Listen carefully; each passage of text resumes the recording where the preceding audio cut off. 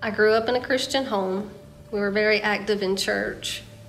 We went to vacation Bible school. We attended Sunday school. I went on mission trips and youth camps. And I was very blessed to have godly parents who led by godly example. But it wasn't until I went through some things in life that I really realized what a true relationship with Jesus Christ was all about.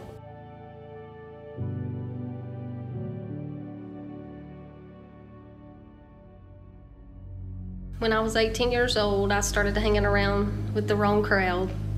It didn't take long for my rebellion to kick in. I moved out on my own with some roommates, and I started drinking and partying and going to bars, basically living the life that I knew I shouldn't be living. This went on for several years, but when I was 20 years old, I was on my way to my brother's baseball game, and I stopped at a convenience store. And I went inside, and when I got back in my car, I realized that there was someone in my back seat behind me. He had grabbed me from behind. He made me drive to another location. And it didn't take long for me to realize that it was a man that I had seen in a bar a few nights before.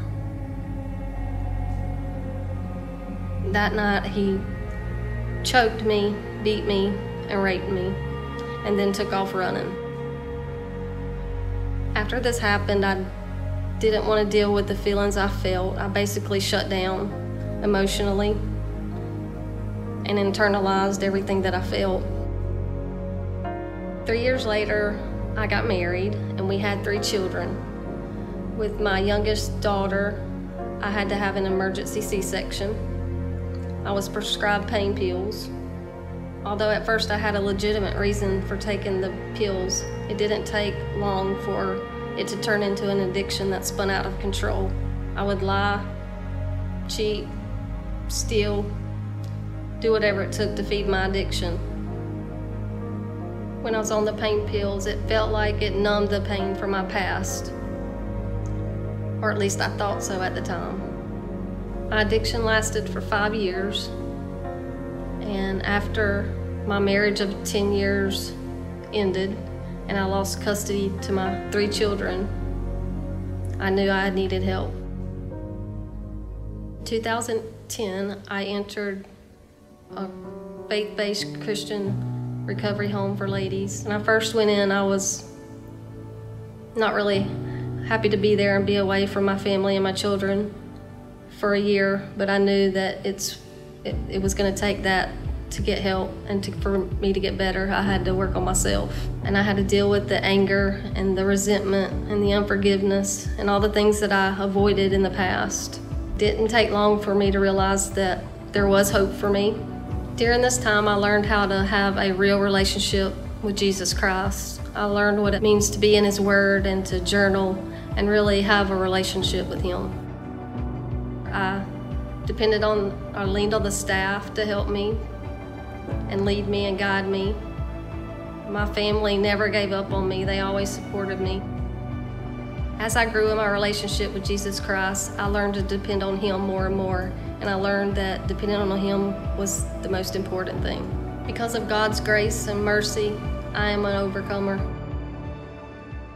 In 2010, when I entered the Christian-based rehab, Sandy was the director of the program. After I completed the program, I felt led to stay on, so her and I worked together side by side for several years. Fortunately, I was blessed to have a family that could pay $750 a month, but most women that have hit rock bottom do not have the opportunity or that support. So daily we would turn ladies away because they could not afford to come to our program.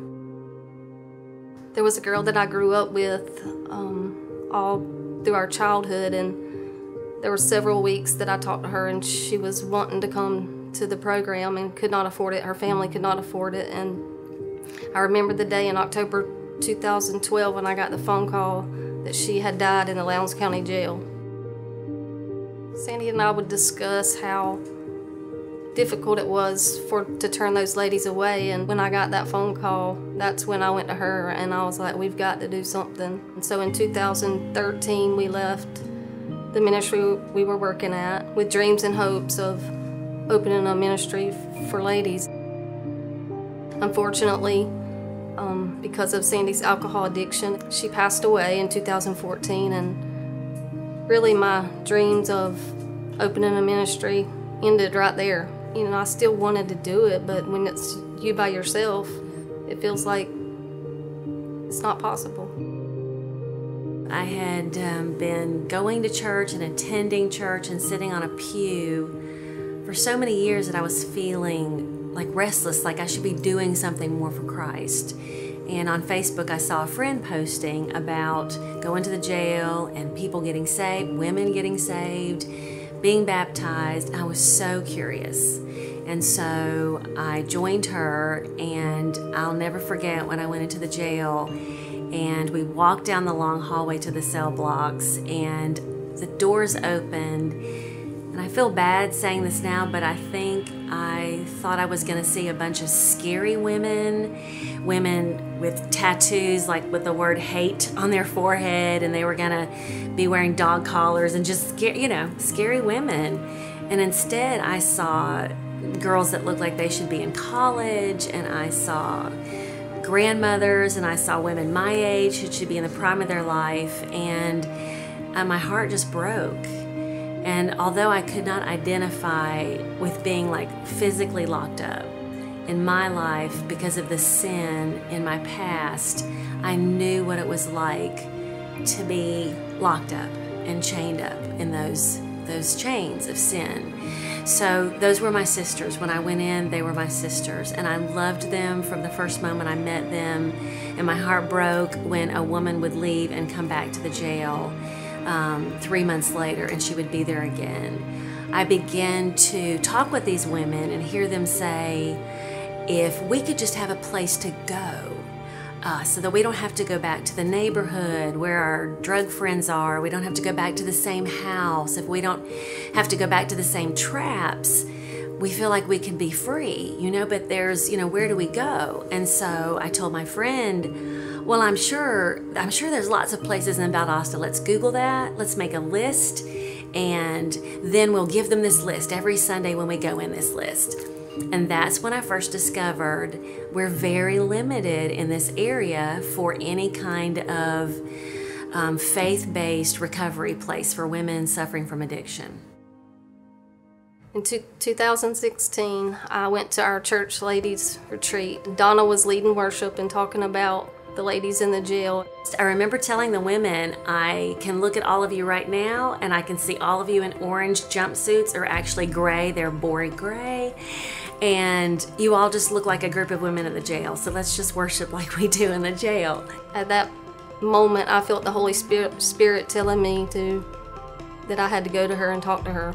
And I had no idea what it was about, but I was just thrilled because I love connection with women, and I just thought, well, this is awesome. I'm gonna get to hear her testimony, and maybe we're gonna become friends. I knew that I needed to share with her my dream of opening a ministry. I just feel like God had put us together for a reason.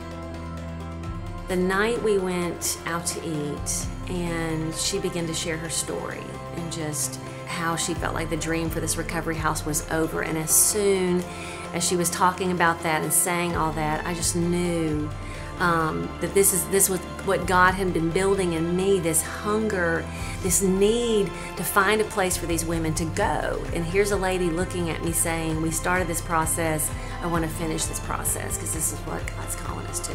I remember journaling and thanking God for allowing me to go through what I had been through, but also He showed me that just because of the circumstances that had happened, that the dream of a ministry was not over, and that He would provide a way. So where we are now with Sandy's house is that we are currently looking for a location, either a property to purchase or a home to purchase and remodel. So we ask that you help us pray for God's direction in this matter. And we'd love you to join our Facebook page and share this video with your friends and your family and your neighbors. And if you're able to give financially, GoFundMe, our campaign there, is the way to do that. Thanks.